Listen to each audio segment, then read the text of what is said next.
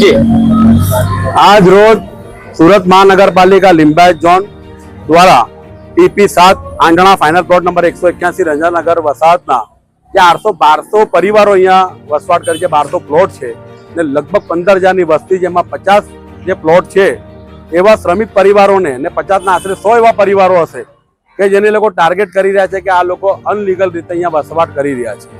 અમારી મુખ્યત્વે રજૂઆત કરે છે કે જે લોકોને એમ કહેવામાં આવે છે કે અનલીગલી છે એ પ્રથમ તો કોઈ બાંગ્લાદેશી નથી, સ્થાનિક છે।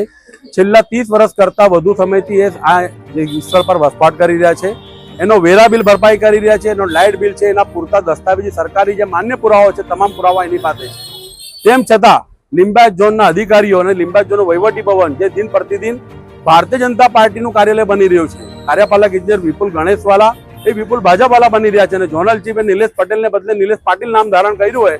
એ પ્રમાણે ભારતીય જનતા પાર્ટીના ઇશારા પર મુસ્લિમ વિરોધી માનસિકતા સાથે જે કાર્યવાહી કરી રહ્યા છે, હિટલરશાહી પદ્ધતિથી અમાનવી અત્યાચાર કરી રહ્યા છે અને પોલીસના હાથો બનાવીને આગળ કરી રહ્યા છે, એ પ્રકારે આ છેલ્લા 15 દિવસથી આ લોકોને માનસિક ત્રાસ આપતા હતા અને આજે પૂરતો પોલીસ બંદોબસ્ત, ચુસ્ત પોલીસ બંદોબસ્ત થઈને આવ્યા મોટી સંખ્યામાં અને એ લોકોએ જે ગરીબોના ઘરોને સીલ મારવાની કાર્યવાહી કરી એનો અમે લોકો વિરોધ કર્યો અને અમે ચીમકી આપી છે કે ગરીબો સાથે, શ્રમિકો સાથે અન્યાય થશે તો અમારે ના છૂટકે આ સુરત મહાનગરપાલિકાના તંત્ર અને પોલીસ તંત્રની સામે ગાંધી ચિંધ્યા માર્ગે આંદોલન કરવું પડશે। જરૂર પડશે તો કેનાલ રોડને ચક્કાજામ કરવાની પણ અમને ફરજ પડશે તો અમે એમાં પણ પીછેહટ નહીં કરશું।